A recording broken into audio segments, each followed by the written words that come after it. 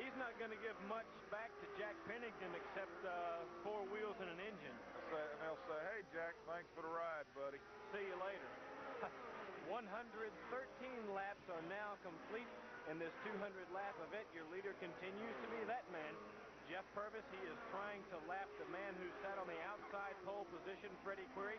There he puts a lap on the Brian Mackey machine. In third place, the number 44 car, Andy Thurman from New Orleans, Louisiana.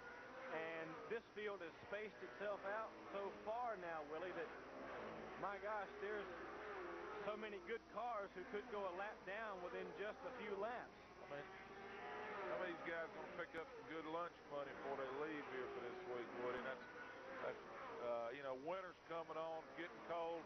Renfro slides it in turn 2, and gets popped by Phil Elvis up there in the top.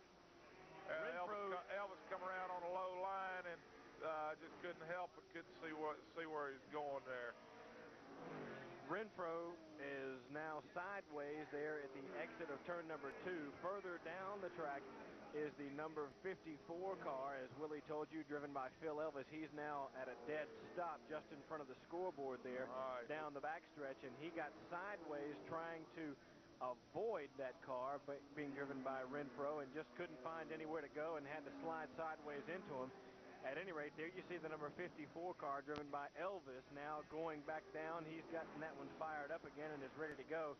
But at any rate, sideways now in the middle of turn number 2 is the 01 car being driven by Randy Renfro, and that'll allow this field to tighten up a little bit again, Willie, and maybe we can sort this thing back out. Well, the wrecker crew's over there. I think the ambulance crew's going. Ooh, Phil Elvis took a nasty shot over there too, and I think the ambulance is going to light it up, and we got to see if the man. Junior is now your leader. Apparently, Butch Miller is in second. Freddie Query is in third. There's the green flag, but I thought Bickle was a lap down. Yeah, I did too, but then with Purvis making the pit stops, making this late pit stops, maybe that changed it, but this may be one that'll get decided after the race is over, when everybody comes up here to scream at the scores. At any rate, a tight pack back there in the last 2 turns. Rich Bickle continues to be your leader. Butch Miller pressures him, Freddie Query is in the third place car, the number 6 machine on the outside there as they come out of turn number 4 and take the stripe, putting 123 laps down. There you see the number 27 car. That is a lap machine. Mike Thomas is lapped. And it looks like Robert Elliott there just coming out on the backside. Robert Elliott's come back on, and we're doing some banging. There we go. We've got trouble, big trouble up in turn number 4. Robbie Faggart, Robert Powell involved. Eddie Goodson just spun Powell through there, and Robbie Faggart got caught up in it and spun it over there around the top. And, Robbie Faggart's front end is where his back end is supposed to be. He has the car under power and is waiting for his opportunity to turn that thing around and get it headed back in the right direction. Butch Miller, Freddie Query, and Andy Thurman. Jeff Purvis, who has led most of this race, is in 4th. The number 19 machine being driven by Willie. That's Mark Miner of Rex, Georgia, is in 5th. Here they come to take the green flag. 133 laps are complete.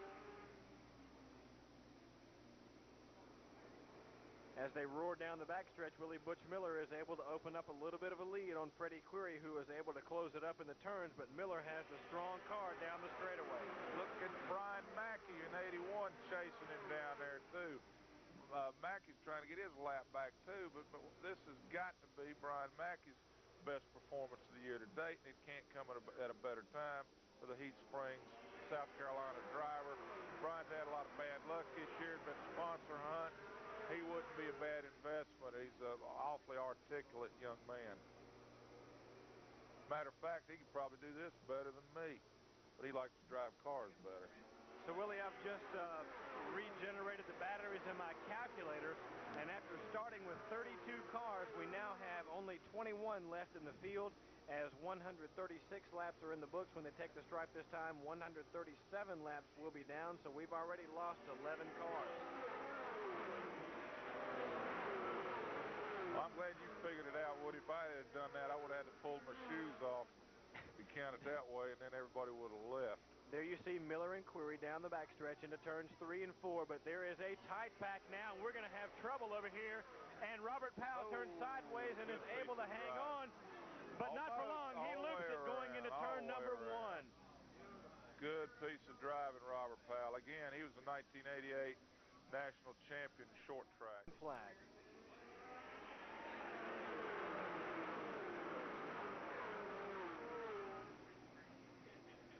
Not much of a jump for Butch Miller. Now he extends it going down the backstretch over Freddie Query, who closes it up into the turn, and Andy Thurman, Jeff Purvis hang right there as they come to take the stripe. 146 laps complete. Yeah, Woody, looked like maybe the Faggart car, the Hamke car, maybe had a little problem back there on the backside. He's pulled it into the pits there. He didn't really get up to speed going around the back. During our last caution, Robbie Faggart and his crew peeled away some sheet metal from that machine, tried to get him back on the track. Apparently, there are more problems than just some dangling sheet metal on that machine. We'll see if he is able to get back involved in it. At any rate, he falls laps and laps down now as Butch Miller continues to extend his lead. There is a lap car between him and the second place car of Robbie Skip Pope.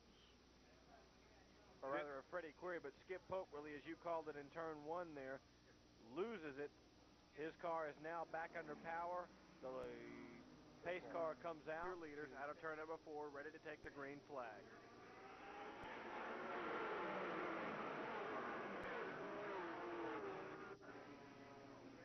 Miller, Query, Thurman, Purvis, Jarman, and Bickle are your top 5. There they go, with Freddie Query looking now like he is ready to close on